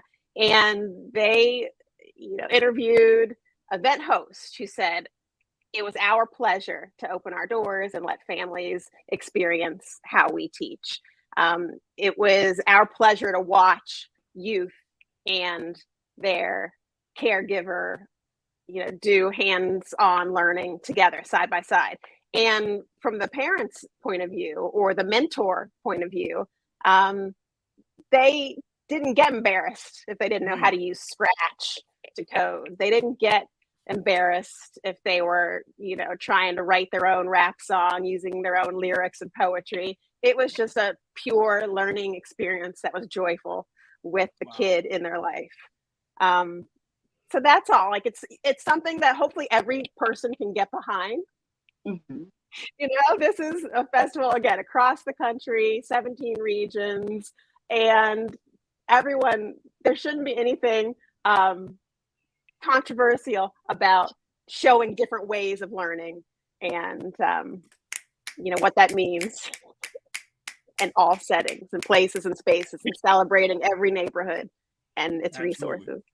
Nira, I'm giving you the platform. Go ahead, run with it. No, I mean, I think this is really great. I can, you know, contest to that. Like, I've actually been a host of multiple events like that. I'll actually be hosting Monday and Tuesday in our community, an art event. So I host art events and STEM events. So that's really funny. I actually do that going into schools for 2 years to do STEM and STEAM events with students and then families. I love, we kind of actually call it back to school night, or we'll have parent night or family night. And it really is great, you know, to see moms, you know, their kids teaching them how to use a DC motor or LED lights. I mean, it really is something. It gives the children another layer of pride in what they're doing, pride in what they're learning, pride in even being able to showcase what they've learned to their parents. And then on the parent side, there's so much pride for them to say, you know, my baby helped me make this drawbot, you know, and then we create this art together from creating a robot that can draw. So, you know, even something that's small festers into something so big, as you mentioned, because from that one activity, you've created a scientist, an engineer, and that's something that they can take with them and build upon as they get older. So I think that what you guys are doing is absolutely great. I think that every district should be on board with this, and maybe they are, and they're just calling it something different. Because I know here we have those we have like back to school festivals where we showcase. We have a STEM station, art stations, and all that stuff. Right. But I love the idea of the parents actually coming into the school, coming into the classroom, and seeing the space that their students are in, and not just on the back to school nights, because you know we always have them like at the beginning of the school year. But I feel like that's pre they filled up the walls with all their amazing work. So to have something at the end of the year, that's new to me. I haven't seen that, so I think that's really cool for them to actually be able to come into the classroom and even just to be able to sit there. Personally, I miss take your parent to school day. Because it's nice to just be able to have a parent like come in and just actually experience what the child's day is like. I know even for me as a child growing up, I don't know if they did that in Baltimore, Farajii, but I kind of went to elementary school in Arizona. And that was something that we did. Like my mom came to school for an entire day with me. And I thought it was the absolute coolest thing in the world. Like I wasn't embarrassed. She wasn't embarrassed. In fact, everyone liked my mom. So that made me like, I got cool points. Your mom wasn't better than mine. Just joking. But no, but you literally just heard what I was saying, like the disconnect between parents, students, and school. It's so major, and it's become such a detriment to learning environment. I am 100% behind this. In fact, I want to like forward, you know, you guys' email, I mean, your website right on over to my principal, because I think it's so beautiful. Like we have two parents fighting in the school, and one was, I don't know, she got her clothes wound up being off, and she's running around the school with no clothes. Like these things are happening in our schools, and we really got to find a way to bridge the gap between families and schools and like become one community again, because we really, really all want the same thing: to see these children go on to become successful adults. Yep. And Dorian, when you're talking about, to Neera's point, I mean, when you're talking about bringing all these kind of like, you know, stakeholders together, and to start the conversation of rethinking, reimagining what education would look like. You know, Neera and I talk about it, and I've talked about it here on the show all the time. You know, we had a whole discussion about pandemic learning, how after 2 years, you know, third graders and preschoolers and first and second graders and even up to third grade, like they did not have certain skills. They didn't have fine motor skills. They couldn't tie their shoe. I mean, their whole the life skills were just thrown off as a result. I was teaching one of my third graders how to tie their shoes today. That's this, like you literally just said that. There's one that I tie her shoes for her every day, and we've been working on her shoes, and another one today. I didn't even know that he didn't know how to tie his shoes until today. Wow. Well, one of our regional leaders of the festival is in Philly, Demetrius Roberts, and we've had this discussion about learning loss. Like, yes, learning loss is real. It is a thing. Some skills were lost, and especially for those most in need of the hookup of internet or of having computers. But there was also learning found in other aspects of life. So I agree. I think we all learned a certain level of resiliency too during that time. You know, things that we thought, like at the beginning, I cannot do this. Even as educators, you know, we were having meltdowns too with technology, with how am I going to teach online? We did it. We did it. And we were as successful as we could be, or, you know, the effort that you put into it, is in some ways the effort that you get back. And you find ways to be creative. And then that comes into like, how creative are you? It took time for us to like, how creative can I be? How can I make my morning meeting just as fun virtually as I would in the classroom? You have to really tap into your own creativity. And I think that was one of the reasons that made me want to become an educator, the creative spark, the creative side of me. So to me, you know, we did learn a lot of things. And I mean, I didn't know how to teach virtually before, you know, COVID, and now I do. So that's a skill learned. And the kids are learning skills as well, how to type. And, you know, they're getting even better with using the iPads and so many other things. As you mentioned, technology is a big thing now. So they were able to do more coding because they were able to spend more time. You know, now every child, for the most part, has a laptop or an iPad from their school. And so those, like, there's more access now to the technology that they were lacking before, because we found the money to make sure the kids got those computers and those iPads that we couldn't find pre-COVID, you know? Yeah. So as you mentioned, there are some great things that have come out of it. Some learning found. Yeah. And I'm also seeing, I lost him. But also seeing, again, more culturally relevant teaching happening and events, you know, speaking to, you know, these events are for Black girls and they're finding their voice. Finding events that are, you know, on mental health, and come out and do art and making and talk with your family members about mental health. So we're seeing a lot of those events. Food and nutrition, for sure. And Dory, to also add, you know, in terms of, you know, how Remake Learning Days across America is addressing some of the disparity in education from this vantage point. We had a conversation here on the show talking about the number of, or the lack of Black male teachers. And we discussed the fact that, you know, when you look across the educational landscape in this country, only Black male teachers only make up about 2% of the teaching staff and personnel. Is Remake Learning Days across America, are you guys like emphasizing certain things to happen in the educational system as much as you're providing these opportunities? I would say no. We are uplifting and highlighting in that respect those champions in the community. Okay. You know, there are Black men in the community who are teachers and leaders. So we're emphasizing those programs that exist and having more access. You know, we're shining a light. We're saying, you know, check out this leader, check out their content, and come find them during Remake Learning Days across America, and maybe hook up with them over the summer, or they can be in your arsenal of resources. Right. So, but I know that is such a big topic of having Black male teachers, and that certainly is a topic here in Pittsburgh and out of the University of Pittsburgh.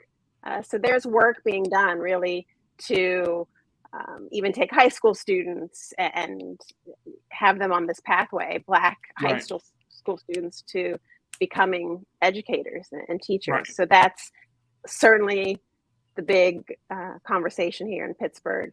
And just through this festival, you know, by all means, we're trying to showcase the resources that exist, you know, even if these are not quote unquote professional educators or teachers. No, there's some teaching and learning going on. Yeah, I was going to ask you, Farajii, were those numbers for actual like certified teachers?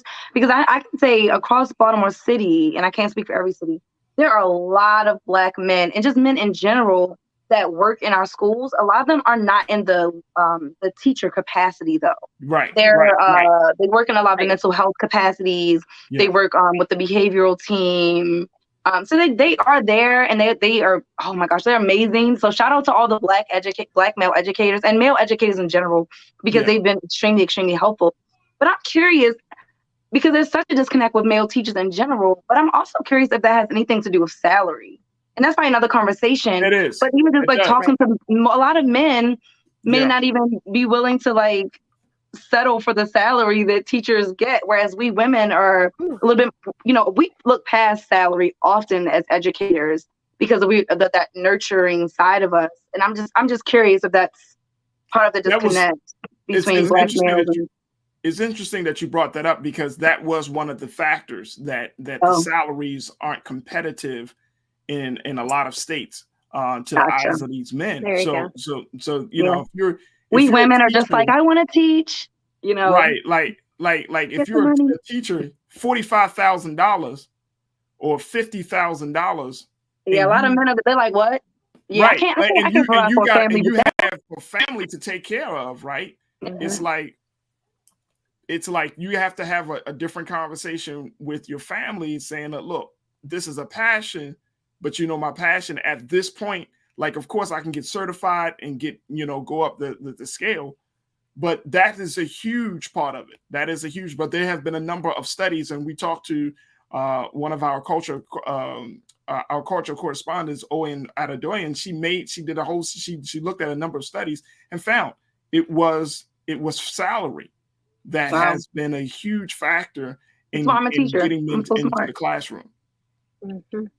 So it's an ongoing thing. And Dory, you know, I'm really excited that we had a chance to at least just shed a light on the work that Remake Learning Days across America is doing. I mean, folks, this is a month's work, a month's festival, 1,300 events, 17 regions. A lot of people are going to be touched as a result of all of this work that RLDAA is doing. And, you know, it's exciting. I'm happy to hear that there's some innovation. I'm happy to hear that there's STEM, of course, is going to be a part of it. It has been. And then it's asking for community partners, not just people inside the schools, but outside of the schools. I mean, these are all of the, you know, Nir and I talk about this often, but these are all of the components that you need to make a successful education experience. So, Dory, we appreciate you so much for doing this. Thank you. And as Nira said, Nira's doing it. I mean, you know, there's so many educators already doing this and doing it. And so we're trying. Absolutely. And y'all just need to get paid more. But Farajii, I celebrate you because you're doing it as well. You started your own radio show. I mean, back in the day. Oh my gosh! So why you call me out like that, Dory? Wait. This is it. This is, you know, there are teenagers who are like, I want to do what he's doing. So we have a number of events at radio stations and with youth and radio. So they're going to be. Hey, up look, there. let me just tell you something. Look, we can have a conversation offline. Black Star Network, the culture is all about being in the streets. Okay. So yes. Yeah, put him to work. Hey, look, the culture is all about being in the street. So we will be loved. I would love to have a conversation. And, you know, Nira will certainly advise me on the best ways to do it and the best manner to do it. So I'm all for it. So, but I'm really excited. Always making a Black woman work. Oh, yeah, all the time. But I'm really excited, Dory, and I thank you so much for your time with us today. How can people get more information about the work you're doing? My pleasure. Go to the website, remakelearningdays.org, and take a look at all the 17 regions. And now we're up to, I think, over 1,400 events. So get there. Check out the website. Find events. The majority are in person, but we have over 100, maybe 110 that are virtual. So you can tune into the Smithsonian Museum virtually. You can tune in to several events. Absolutely. But there are events in the DMV for anyone out there in the DMV area. Mm-hmm. And how about the West Coast? We just actually wrapped up with San Diego County having a festival. So that just wrapped up. We wrapped up, oh my gosh, a few festivals. So San Diego County, Badgerland, Wisconsin, Eastern Kentucky, done. Suncoast, Florida is going on, and we're about to kick off. And Kansas City, Missouri, Chattanooga, and Knoxville, Tennessee, and West Virginia. Y'all hitting it. All across the state, Pennsylvania. And then we'll hit up Chicago, Greater Cincinnati, and the DMV. Awesome. Nice. That's amazing. Awesome. That is awesome. Right. Dory Taylor, we truly appreciate you. I appreciate you. Thank you for having me. You're welcome. And we would love to bring you back on as, you know, once y'all wrap up the festival. I'm sure you got some other things planned on the agenda for the rest of the year. We would certainly be open to continuing to shine a light on the great work that you're doing. So thank you so much. Thanks for having me. Appreciate it. Great to see you and meet you. Nice meeting you. Absolutely. Bye. Absolutely. Thank you. Folks, again, remakelearningdays.org to get more information. What can I say? Education. Teacher Appreciation Week. Did you give your favorite educator an apple? I'm just letting people know. Did you get or an apple pie? What is the correlation with the apple? We like wine. We like wine. Preferably red or Prosecco. No, we don't like Moscato. It's like no, we don't do apples no more unless it's a hard apple cider. Isn't it beverage? We can have a hard apple cider. A hard cider. I appreciate you, dear. Thank you so much for joining us. As always, thank you for being so good for the culture. Anytime. All right, folks, that's going to do it for us. I thank each and every one of you for being a part of the conversation. Thank you for checking in with us for my Ask Me Anything segment. We're going to do more of that, try to get more of your questions and more of your concerns, and let's continue to engage each other. That's why I got my social media right there. You see it? There it is right there, folks. My social media, boom, boom, boom. You can find me on Facebook. You can find me on Twitter, on Instagram, all of those things. So thank you, thank you, thank you. It's not just about getting followers. It's about engaging you in a way that is going to be beneficial and that's going to be fulfilling. So make sure you take advantage of that. Plus, of course, the best way to engage us is supporting us here at blackstarnetwork.com. Look, this show and many of the other great programs that we have on the network cannot happen unless you put your eyes on the screen.